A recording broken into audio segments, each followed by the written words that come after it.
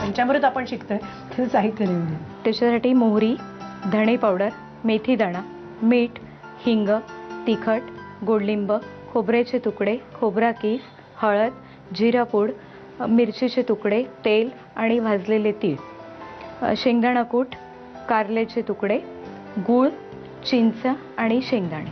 साहित्य आपलं झालेलं आहे आणि आता आपण तेल तापत ठेवलंय. तेल तापत ठेवलं. काय हवंय आधी? ह्याच्यामध्ये आपल्याला मोहरी हवी. जनरली पंचामृत म्हटलं की सगळ्यांना ते पूजेचं माहिती आहे. हो हो. हिंग घातला आपण. हिंगाने जरा वेगळी टेस्ट हो येते. हो. नंतर आपण हिरव्या मिरच्या, कढीपत्ता, ह्याच्यामध्ये मेथी दाणा, थोडंसं मेथी दाणं आणि आपल्याला आता कारले घालायचे 2. हे थोडंसं कारल्याला एवढंच कारलं वापरायचं ना आपण? हो, जास्त म्हणजे नाही. चकत्या केलेल्या आहेत कारल्याच्या, त्याच्या आपण 4-5 चकत्या घेतल्या. ह्याच्यामध्ये आता आपण घालणार आहोत तीळ. 2 चमचे तीळ. हे तीळ मी भाजून घेतलेले आहेत. आणि हे एवढं सुकं खोबरं आणि शेंगदाणे. लहान मुलं आवडीने खूप खातात. हे आपलं होत आलंय. ह्याच्यामध्ये आपल्याला थोडी हळद.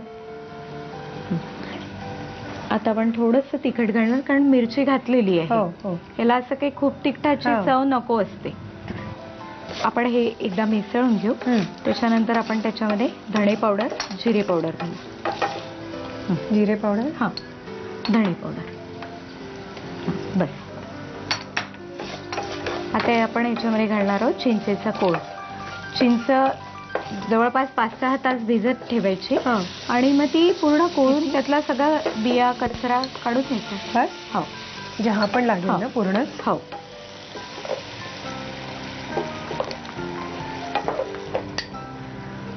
बरं, हे गूळ आता मला वाटतं विरघळायला 1 मिनिटभर लागेल. तर तुम्ही हा जसा पदार्थ बनवलाय तसं तुमचा आणखीन एक पदार्थ आहे, तो गोड आहे. फक्त आंबट, खारट, तिखट असे ह्या जशा सगळ्या चवी आहेत, पण तो अस्सल गोड आहे. तर आसावरीचा जो गोड स्वभाव आहे तसा तो गोड पदार्थ आहे. कोणाला आवडतो आणि त्याबद्दल त्यांचं काय म्हणणं आहे ते बघूया का आपण? हो, चालेल. नाही, आधी आईच्या हातचं जे खात होतो तर ते तर अप्रतिमच होतं, परंतु त्याच्यानंतर ही आल्यानंतर हिने अजून त्यात वेगळे फर टाकले. गाजर हलवा आधी ज्या पद्धतीने खात होतो त्याच्यानंतर हिने वेगळ्या प्रकारचा केला, त्यामुळे तो एक चांगला वाटला. पुरणाची पोळी किंवा इतर काही पदार्थ, त्यानंतर वैदर्भीय पदार्थ, ती गुळा भात, भरडा भात हा असा प्रकारचं ती करायला लागली, त्यामुळे ती वेगळी चव होत गेलेली.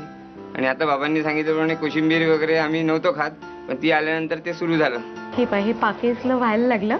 कढईपासून हे सुटावायला लागतं पूर्ण, म्हणजे हे पंचामृत व्हायला आलेलं. ओके. आता आपण ह्याच्यामध्ये घालणार आहे खोबरा कीस. खोबरा कीस आणि दाण्याचं कूट. हो, खोबरा कीस घातला आपण आणि शेंगदाणा कूट. चला, मी हे पारंपरिक पंचामृत, जे खास पुरणाचा स्वयंपाक जेव्हा केला जातो पुरणपोळीचा, तेव्हा हमखास विदर्भामध्ये हे कारल्याचं पंचामृत केलं जातं. तर आपल्याकडे सुद्धा करायला काहीच हरकत नाही. प्रत्येक वेळेला त्याच प्रकारचं पंचामृत करण्यापेक्षा हे जरा वेगळं चटपटीत असं पंचामृत नक्की करा. आणि आपल्याला आसावरीने हे कसं शिकवलं त्याचं साहित्य आणि कृती घ्या. चिंचेचं पंचामृत बनवण्यासाठी लागणारं साहित्य: मोहरी, धणे पावडर, मेथी दाणा, मीठ, हिंग, तिखट, कडीलिंब, सुक्या खोबऱ्याचे तुकडे, खोबऱ्याचा कीस, हळद, जिरेपूड, मिरचीचे तुकडे, तेल, भाजलेले तीळ, शेंगदाणा कूट, कारल्याचे तुकडे, गूळ, चिंचेचा कोळ आणि शेंगदाणे. कृती: प्रथम पॅन मध्ये तेल गरम करून त्यामध्ये मोहरी, हिंग, हिरव्या मिरच्यांचे तुकडे, कडीलिंब आणि मेथी दाणा परतून घ्यावा. त्यामध्ये कारल्याच्या 4-5 चकत्या, भाजलेले तीळ, सुक्या खोबऱ्याचे तुकडे, शेंगदाणे, हळद, तिखट, धणे पावडर आणि जिरे पावडर घालून मिश्रण परतून घ्यावं. त्यामध्ये 1 वाटी चिंचेचा कोळ, 1.5 वाटी गूळ, सुक्या खोबऱ्याचा कीस आणि दाण्याचं कूट घालून वाफवून ती सर्व्ह करावी.